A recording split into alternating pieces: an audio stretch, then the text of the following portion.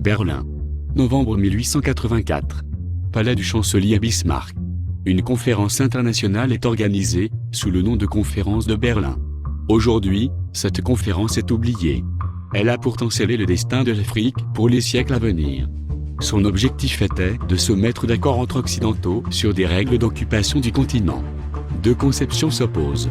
D'un côté, Bismarck entend garantir la liberté de navigation et de commerce dans toute la zone. De l'autre, le Portugal, soutenu par le président du Conseil français Jules Ferry, conçoit les colonies comme un monopole commercial détenu par la métropole. Les discussions ont duré jusqu'en février 1885. Aucun Africain n'y sera convié, mais les diplomates qui ne connaissent pas l'Afrique et n'y mettront jamais les pieds, y traceront des frontières. L'Afrique fascine. Et en premier lieu, le baron de Courcelles.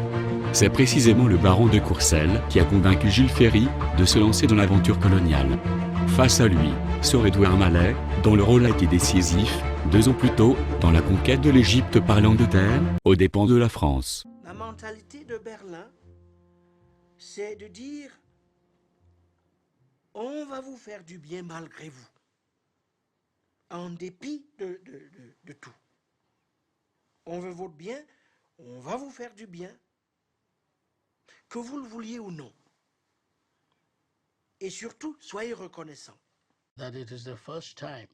C'est la première fois que la totalité d'un continent de 30 millions de kilomètres carrés est découpée par les Européens, entre eux, sans même demander leur avis aux Africains. Berlin a lieu à un moment où l'Occident, les puissances occidentales ont beaucoup de mal à percevoir en l'Afrique quelque civilisation que ce soit. Les plénipotentiaires qui siègent à Berlin sont inconscients. Ils sont inconscients et ignorants. Ils se croient bien informés sur une situation qui leur échappe totalement. D'abord, les populations africaines ont leur culture, leur civilisation, leur manière d'être. Et ce n'était pas tellement évident que les questions qu'ils considéraient à leur niveau comme étant les plus importantes étaient celles qui préoccupaient les Africains à ce moment. Ils ont transposé sur les Africains leurs préoccupations, leurs intérêts et leurs problèmes. Après plusieurs réunions techniques, un tracé définitif du territoire offert au libre commerce est enfin proposé. C'est justement le délégué belge qui est chargé de l'exposer.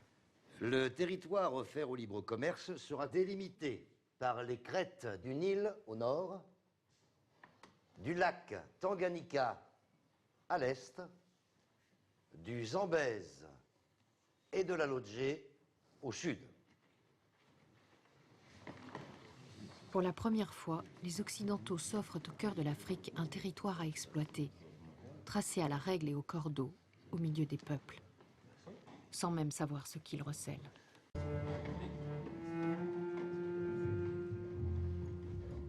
Notre question centrale, généralement associée à Berlin, c'est celle de l'esclavage. Et dont le projet colonial est constamment en train de négocier des tas de contradictions. Mais les colons, ils sont coincés. Parce que d'un côté, ils disent qu'ils veulent mettre fin à l'esclavage. Et donc, ils ne peuvent pas reproduire l'esclavage. De l'autre côté, ils ont très peur du travail libre. Et donc, ils adoptent une solution intermédiaire qu'est le travail forcé. Un travail qui n'est pas payé, qui n'est pas rémunéré, alors que l'on n'est pas esclave. On comprendrait si on était des esclaves. Et donc, le travail forcé, il a servi à une ou deux choses, il faut le dire. À construire des routes, des voies ferrées, des ports. Mais au fond, on aurait pu construire ces voies ferrées et ces ports à partir d'un travail libre. Le problème, c'est que on voulait faire une colonisation qui ne coûta pas cher.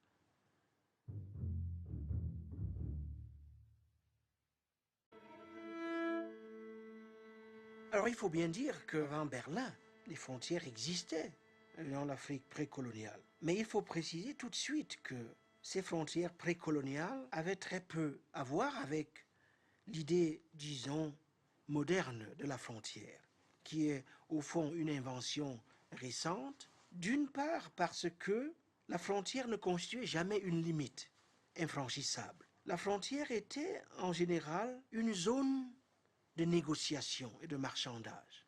Elle était en fait un espace de mixité et de rencontre, et jamais une ligne de séparation. L'institution frontalière avait pour fonction principale de tisser des liens